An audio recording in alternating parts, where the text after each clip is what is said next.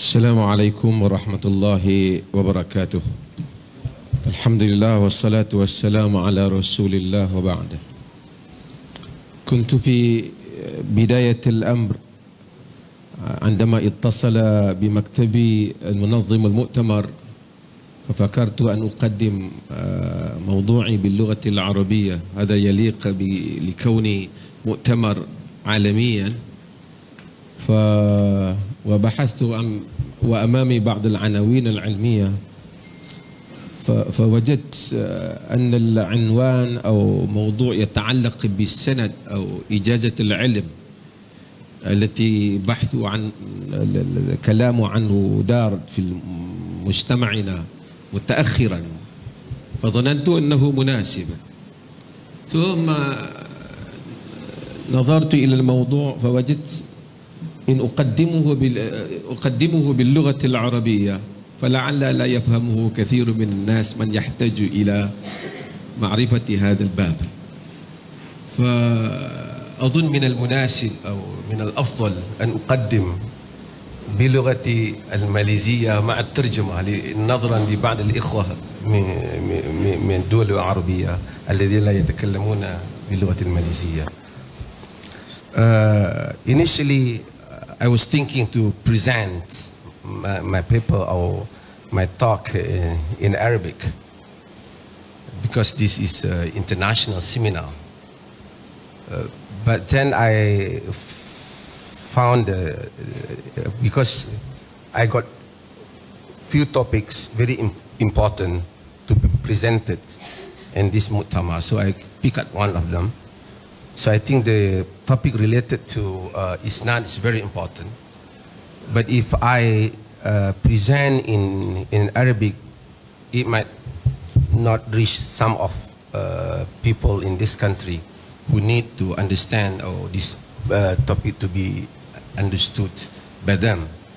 So I think by your permission أن أتكلم باللغة الماليزية قليلا وأترجمه إلى اللغة العربية.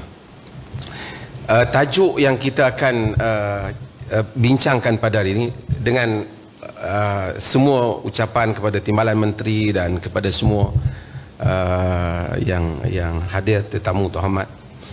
Tajuk yang saya akan cakap dalam masa yang ringkas ini adalah berhubung dengan sanad hadis. Walaupun tajuk ini selalu orang cakap, tapi saya nak sentuh tajuk ini kerana kebelakangan ini ramai orang mula membuat dakwaan-dakwaan yang dahulu ada, kemudian hilang, kemudian ada balik.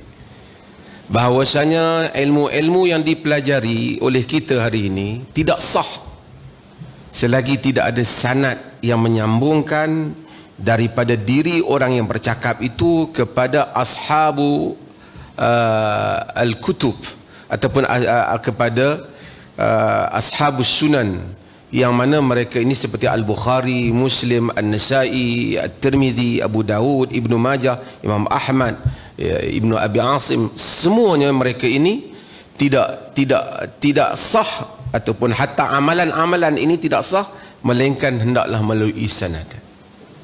Dengan itu maka kita akan memperkatakan tentang apa itu sanad, yang merupakan tajuk yang penting yang disebut oleh para ulama sejak dahulu, al-isnad atau minad-din. Sanad itu mengisnadkan, nasabkan perkataan itu, raf'ul matan ila qailihi, itu merupakan minad-din, daripada agama. Pertama kita kena tahu apa yang dikatakan dengan sanad. Ni Al-Fadil Datuk Marzuq ni, Ahmad Marzuq ni merupakan pelajar hadis kan ni. So dia tahu Sahibul Ma'ali wa aidan min tullabil hadis. Kana مع الشيخ الفاضل دكتور راضي في USM مشرفه. Betul. Sebab itu maka sanad adalah merupakan al-ikhbar an tariq al-matan. Sanad adalah khabar mengenai matan. Kerana nak sampai ke matan adalah teks. Nak sampai ke teks itu tidak boleh melainkan mestilah melalui jalan para perawi. Maka sanad adalah silsilatul ruwah alladzina rawau al-matan. Sanad adalah merupakan silsilah rangkaian para perawi yang meriwayatkan matan. Sehingga matan itu mungkin hadis Nabi, mungkin matan itu qaulus sahabi, mungkin qaulut tabi'in, tak semestinya hadis. Tapi antara matan hadis pada hari Nabi bersabda sehingga ia dapat dikumpulkan, mesti mempunyai rangkaian perawi. Al-Bukhari mengambil daripada siapa, kepada siapa, kepada siapa, kepada siapa, daripada siapa sehinggalah kepada Nabi SAW. Mengapa sanad itu perlu? Untuk tahu tentang sanad itu perlu, kita kena lihat apa yang disebut oleh Muhammad ibn Sirin. Kata Muhammad bin Sirin, lam yakunu yas'aluna 'anil isnad. Dulu orang tak tanya tentang sanad ni. Falamma waqa'atil fitnah, apabila berlakunya fitnah, qalu sammu lana rijalakum, barulah orang kata, bagi tahu, beritahu siapa rawi kamu. Kenapa? Asalnya tak perlu dengar daripada Nabi. Tabi'in dengar daripada sahabat, buat apa nak tanya? Tapi apabila manusia mula ada fitnah, pembohongan, hawa nafsu, menguatkan mazhab, menguatkan aliran, ada Syiah, ada selain daripadanya, semua orang cari dalil agama untuk support apa yang dia kata. Maka mula perkataan sammu lana rijalakum, bagi tahu kepada kami rijal kamu. Fayunzar ila ahli sunnah, dilihat kepada ahli sunnah. Fayukhadhu hadisuhum, maka diambil hadis mereka. Wa yunzar ila ahli bid'ah, dilihat kepada ahli bid'ah. Fala yukhadhu hadisuhum, tidak diambil hadis mereka. Itu punca sanad. Maka Al-Bukhari, Muslim dan selain daripadanya, mereka mendatangkan, kita baca tu sanad yang tertinggi, an Abi Hurairah. Tapi sebelum Abu Hurairah, semua kitab hadis menyatakan sanad. Kalau dia tak ada sanad, maka dia tidak menunaikan tanggungjawabnya, melainkan dia berlaku ihalah, dia bagi tahu di mana sanad itu sebenarnya, daripada mana hadis itu dia petik. Maka ini asal sanad. Kerana apa? Untuk membolehkan, bukan untuk orang kata syok-syok bagi ada sanad, sebab nak mengkaji latar rawi. Daripada rawi ni siapa, Bukhari ambil daripada siapa, ambil daripada siapa. Kenapa? Kerana melalui sanad, sebelum mengkaji teks, sebelum mengkaji matan, melalui sanad, maka kita akan dapat mengkaji kekuatan satu riwayat.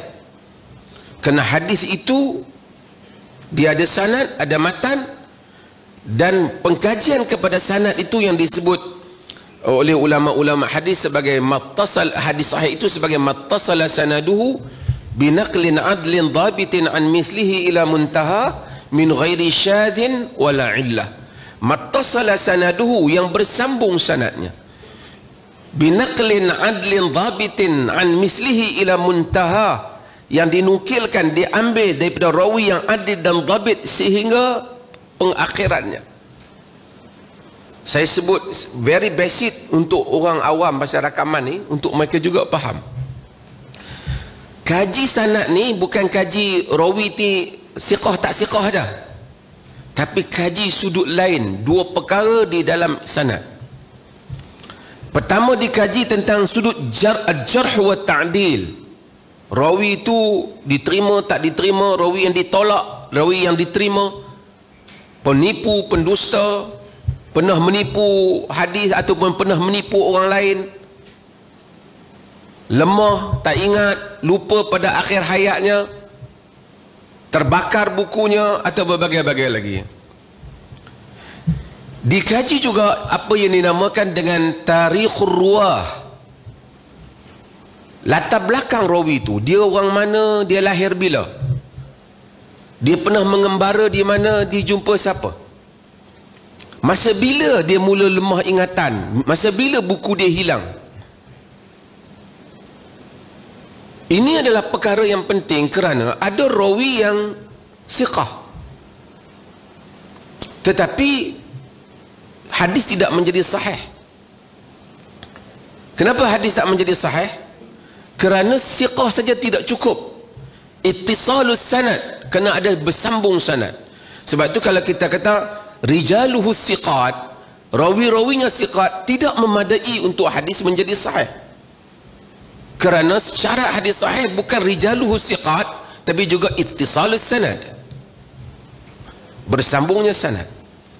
Sekejap lagi saya nak pergi pada sanad moden. Saya nak cerita latar ini, baru kita boleh faham sanad yang moden ni. Sanad moden ni maksud sanad hadari ni lah, sanad yang duk bercakap, yang dia orang duk bercakap ni. Kalau kita dah tahu itu, maka kita akan tahu bahawasanya hadis ni bukan semua yang ada sanad boleh diterima. Sebab itu Nabi SAW sebut yakunu fi akhir zaman dajjalun al-kazzabun, akan berlaku pada akhir zaman dalam hadis Muslim, dajjalun al-kazzabun, dajjal lagi pendusta. Sebab itu ulama-ulama hadis sebut hadza dajjal, ini dajjal. Sebab tu dalam kitab hadis yang banyak sebut dajjal. Dajjal tu bukan dajjal WHO tu, ada pada kata tu. Dajjal ni ialah pendusta. Dajjalun al-kazzabun, ilaihi muntahal kadzib, padanya penyudah segala pendustaan. Nabi kata dajjalun al-kazzabun ya'tuna minal ahadithi bima lam tasma'u antum wala aba'ukum. Mereka membawa hadis-hadis yang kamu tak pernah dengar, mak bapak kamu tak pernah dengar. Fa iyyakum wa iyyahum, jaga-jaga kamu daripada mereka. Wala yudillunakum wala yaftinunakum, jangan mereka itu jangan sampai mereka itu menyesatkan kamu dan mereka itu memfitnah kamu. Maksudnya ada nama dalam sanad belum tentu bagus. Boleh jadi ada nama dalam sanad dajjal, pendusta. Sebab tu orang jangan kata nama saya dia masuk dalam sanad, nama dia ada dalam sanad. Hatta mereka yang namanya ada di dalam sanad tidak bermakna nama itu sekiranya dia tidak menyokong kekuatan hadis ataupun melemahkan hadis. Pertama tadi, sanad ni dua bahagian. Pertama jarh wa ta'dil, kedua tarikhur ruwah, background kepada rawi. Jarh wa ta'dil, rawi ni diterima, tak diterima, dusta, itu jarh wa ta'dil. Tarikhur ruwah, dia bila, lahir bila, orang mana, mengembara di mana, siapa di mana. Dan apa yang dia kaji tarikh lahir, tarikh mati. Kenapa? Nak tengok dia boleh berjumpa ke tak. Sehingga ulama-ulama seperti Al-Imam Al-Bukhari minta kena subutul luqyah, sabit pertemuan. Al-Muslim dan selainnya lebih ringan dalam hal itu. Bila dia hidup, bila dia mati, tarikh dia mati, guru-guru hadis dia, anak murid yang mengambil hadis daripadanya, negeri mana yang dia tinggal, ar-rihlah fi talabil hadis, dia mengembara ke mana. Saya buat contoh untuk faham dalam masa yang ringkas, ada lagi 5 minit. Faham dalam masa yang ringkas ni ialah contoh. Saya buat contoh. Samak bin Harb. Samak bin Harb, dia adalah merupakan rawi Muslim, diterima. Contoh lain tu apa? Okey, Ikrimah maula Ibn Abbas. Al-Bukhari infarad di dalam Bukhari ada, dalam Muslim tak ada, tak terima dia. Bukan tak terima, dia maksud tak ada riwayat ada. Kalau ikut dua-dua ni, rawi yang ada di dalam Bukhari dan Muslim, tapi riwayat Samak bin Harb an Ikrimah maula Ibn Abbas an Ibn Abbas tidak sahih, tidak sampai pada syarat Bukhari Muslim. Sebab dia akan ada masalah lain. Saya buat contoh lain. Dia contoh lebih praktikal, saya ingat. Okey, Husain bin Bashir. Husain bin Bashir rawi thiqah, tak ada syak padanya, ada di dalam Bukhari dan riwayat dan Sahih Bukhari dan Muslim. Az-Zuhri Jabal, tak ada siapa petikai di Zuhri. Tapi riwayat, kalau kita tengok Husain bin Bashir Zuhri, Husain bin Bashir siqah, ambil daripada Zuhri terlalu siqah, okey sanadnya. Tapi dalam ilmu hadis tak. Sebab Husain bin Bashir, riwayat dia daripada Zuhri tidak diterima, kerana dia masuk mengambil hadis lebih kurang 20 hadis Az-Zuhri, kemudian dia keluar, catatan dia itu telah dibawa oleh angin, hilang daripada dia.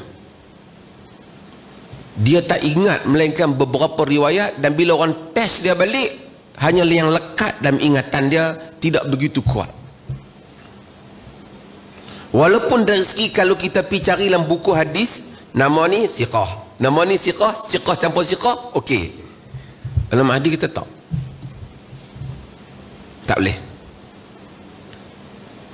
Sebab dia ada kes yang lain.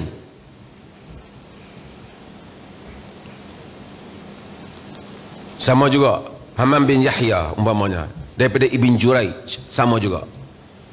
Kes-kes yang seperti ini menunjukkan periwayatan ini bukan saja dikaji latar rawi, dikaji sejarah rawi.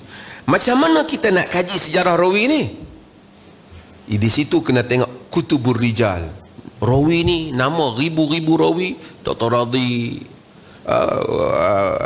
Ustaz Marzuq ni, Datuk, mereka belajar dulu, mereka kena tengok, kena kenali.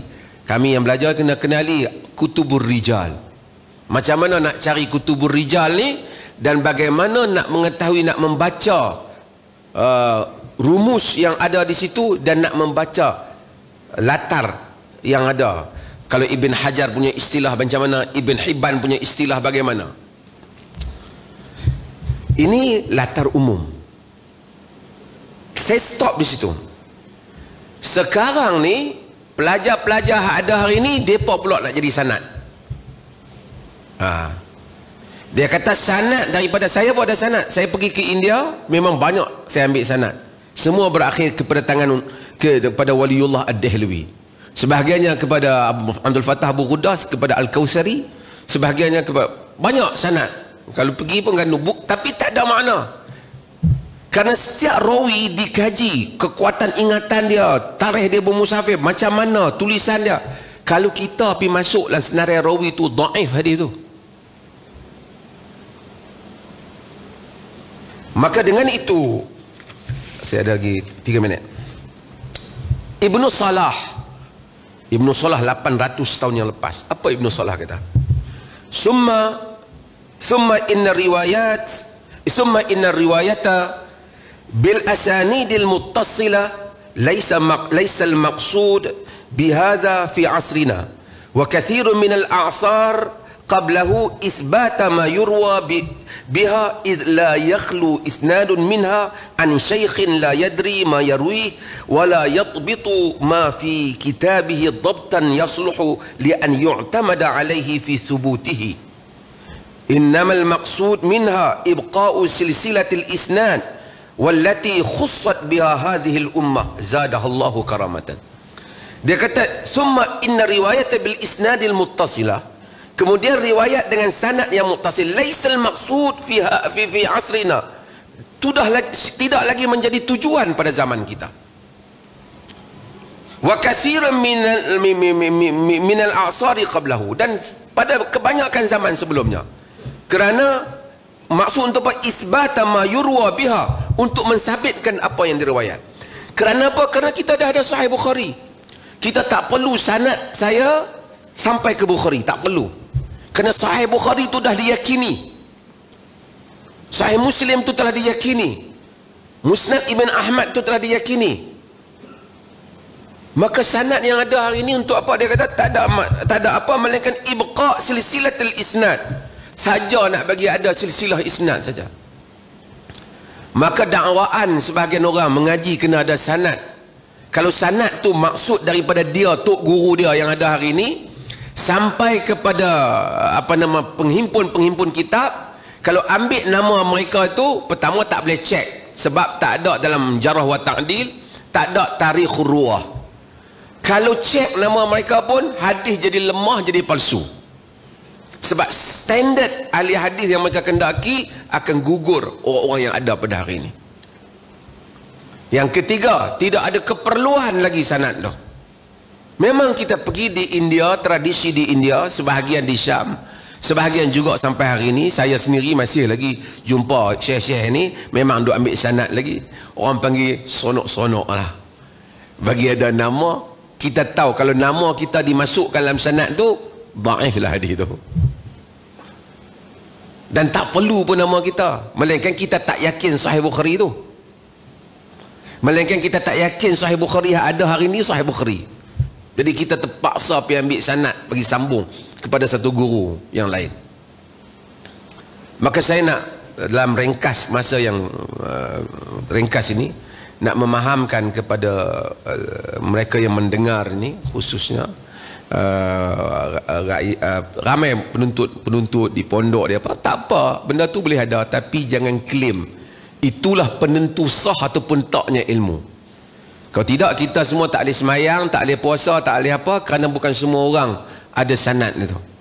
Apabila kita yakin rawahul Bukhari, rawahul Muslim, Sahih Bukhari itu kita yakin, Sahih Muslim kita yakin, kutubus sitah dan kutubus sunan wal masanid, kita yakin hadhihi kutub al-mutadawwilah al-mawjudah amamana al-an, hadhihi manqulah ilayna sahihah min nahiyati nasbihi ila muallifihim, laysa min nahiyati taqimu quwwat al-hadis, la, hadha syai'un akhar.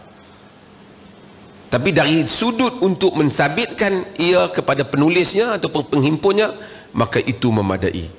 Dengan ini secara ringkas tujuan sanad. Terima kasih banyak. Saya juga ambil kesempatan ini, dia punya apa, mikrofon ni tak antarabangsa lagi. Jadi apabila kita tahu hal ni, mudah-mudahan kita semua dapat menikmati ilmu dengan kadar yang benar. Dan terima kasih banyak kepada, saya ucapkan tahniah kepada KUIPS, terima kasih banyak kepada timbalan menteri yang datang jauh. Saya tahu beliau sibuk, dapat datang ke KUIPS ni satu kurniaan besar pada kita pada hari ini, kan? Dan kita amat berterima kasih, dan kita harap hubungan yang baik antara JAKIM dan juga KUIPS dan juga Negeri Perlis ni. Tahniah juga kepada Datuk Dr. Rektor yang sepanjang pengalaman beliau bertugas di sini memberikan sumbangan yang begitu banyak kepada Negeri Perlis ini. Mungkin saya tak rasa mungkin ini kita harap Datuk Dr. Rektor terus lagi bersama dengan kita. Tapi secara pentadbirannya mungkin selepas ini tak kerap lagi lah dengan kita, pasal mungkin jauh. Jadi kita mengharapkan, kita semua mendoakan kesihatan, kerahmatan Allah berikan kepada Datuk Dr. Rektor kita, dan supaya dapat terus untuk menyumbang kepada ilmu, dan kita mengalu-alukan untuk terus berada di Perlis ini dan setiap mereka pembentang juga. Terima kasih banyak. Sekian, wassalamualaikum warahmatullahi wabarakatuh.